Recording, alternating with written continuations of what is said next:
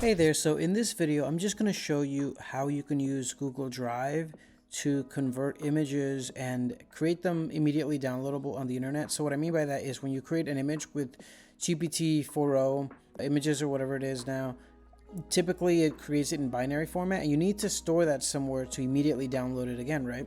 And there's a lot of ways and services that do this, but there's actually a really easy way that you can just use Google Drive to do this. Now you need to use a couple of steps, but it removes the necessity to create a new account on some other website and create another API call. And really it is almost the same, it takes the same amount of time.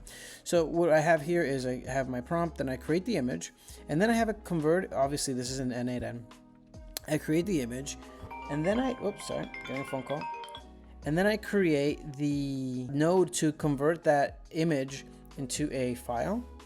And what you see here is the files that I have. And then what I do is upload those immediately to Google Drive. And then I go ahead and I use a node, what is it called? It's called Operation Share. So you'll find that if you click here, sharing. Actually, it's not there. You'd have to go to Drive. Google Drive, and then you'll see somewhere here share file. And what this does is, and what that does is the item that you just uploaded to Google Drive, it needs to change its permission to be accessible everywhere on the internet. And what I did was set this to the ID, but reader, anyone, allow file director, discovery.